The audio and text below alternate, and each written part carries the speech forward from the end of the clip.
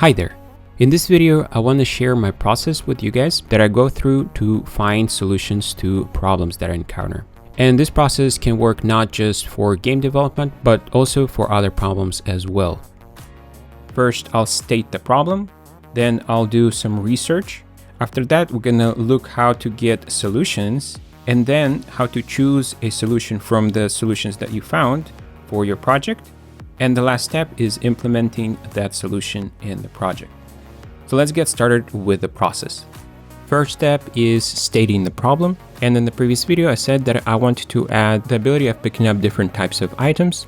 So I went ahead and created a different item. I'll show the step-by-step how to create it in the implementation part of this video. But now let's take a quick look at the problem that I'm trying to solve in this video. If we pick up the carrots, it's still showing up the carrots, but whenever we pick up the turnip, it still shows that we picked up a carrot. And this is the problem that we're trying to solve in this video. So for me to be able to correctly display that item in the inventory, we need to pass some kind of data from our pickup item to our inventory so that it will display the correct item there. And for that, we need to store some data with our prefabs that can be accessed during the runtime. The only thing right now that we need to pass into the inventory is just a sprite, but before we decide to implement that, we need to do some research to have a better understanding what other information we might be storing, and that might change how we implement this data storage. And research for this kind of thing can look like just turning a game on that you know that has that feature in and check out what type of inventory it has and what information is stored. So for instance, right here, I pulled up RuneScape, and here's some different items in RuneScape. You have logs, and when you put your cursor over it, you can see that you can click and craft something out of it. Then you have fish, which is food, and you can eat it to gain some health. And then there's some cake also that you can eat. Then you have arrows, which are stackable items, and you can equip those to your character. And then we have swords that you can also equip to your character to give him some attack stats or something like that. So for research, look at some examples that you actually like how they work, and something that is using close to what you're trying to implement will give you some ideas of what type of information that you need to store about those items. So from just this example, you can see that there's different types. And when you click on the item, there's also a different function that runs. So you could go and look at some more examples of the inventory usage and maybe get some more input from there. But we'll continue on with our process. So after the research, we know that there is more than one piece of information that we need to store about the item. And later on, we might even have to change the behavior of an item based on the type it is. So now we're trying to get a solution. So how do I go about getting a solution for a problem? So first, after I did the research, I always try to solve the solution on my own. Try to think of ways that I can solve it with the knowledge that I already have. And that way I improve in solving problems on my own based on the knowledge that I have already. And after I try to create a solution and maybe write it down on a paper, run through it in your head, how you would implement it and how it would be used, I go online and try to find solutions that might exist for this problem. So in this case, I can go to YouTube and try to find Unity inventory system. And right there at the top, we have a solution from Brackeys. And also right here, there's a solution from CodeMonkey.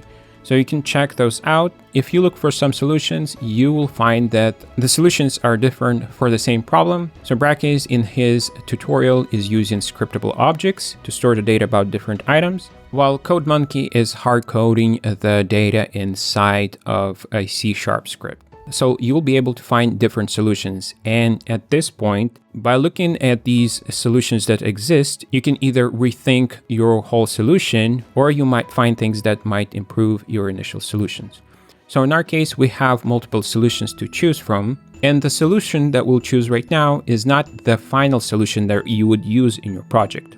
So because of that, you have to be real smart about implementing the solution. So you need to make it in a way that later on, you'll be able to change how it works without redoing a lot of node connections. And we'll actually take a look how we can do that with our problem here. Now, what solutions do we have that we can use for Bolt? So you can go the scriptable object approach and actually create scriptable objects and then import those scriptable objects to Bolt. But to create scriptable objects, you will need to create a C# class. And like I said, the solution that I choose right now is not necessarily the final solution that we're going to use. So maybe we'll end up moving to scriptable objects later, but not in this video. The other solutions that we have is either taking CodesMonkey's approach and hard-coding our values, except since we're using Bolt, we would hard-code it a little bit different than with script. And how that would look is inside our item slot flow graph, you can add a switch and you can switch on a string. And we can pass the item's name into a string. And in the graph inspector, we can add options. So we can add caret option, and then we can add turnip. And based on the input of the object, we can decide which sprite we want to display. And the third option would be taking a similar approach to scriptable objects, but instead of creating scriptable objects, go to our crops prefab and store the values inside the variables. And this is the option that we're going to use in this video. So we can add our first variable, sprite, click add, then we can choose the type, look for sprite, select that, and the value that we want for caret is our crop caret. So let's select that. So there we stored some data in our caret. Now we need to save the same data in our other crop. But before I add the variable to the other crop, let me walk through the steps that I took to create this new crop. In the last video, I left off at this point right here, where I have a field of carrots and I can collect all the carrots from the field and they populate the inventory. And the next thing that I wanted to do is add different objects that I can pick up. So it shouldn't be that hard to create a variation of our carrot. First, let's go to our caret prefab. And then if I want to create duplicates of the caret prefab, it would be wise to switch from embedded source to a macro source. So you can click convert and that will prompt you a window to name the file of the macro. And I'll name the file pickup. Click save. Now we're using that macro instead of the embedded. And that will make it easier for us to modify the pickup logic when we're using it in multiple items. So let's go to caret, duplicate it by clicking Ctrl D. We'll change this caret to be crop turnip, and we'll change the mesh to turnip and the elements to wood birch. There we go. Now we have two types of crops. So we can place it in our scene, and let's remove those two carrots and make some room for it.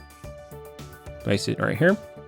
So if you duplicated the caret prefab after you added the sprite variable in, the variable will also be in the crop turnip, and you can modify the sprite that is selected there and you'll be good.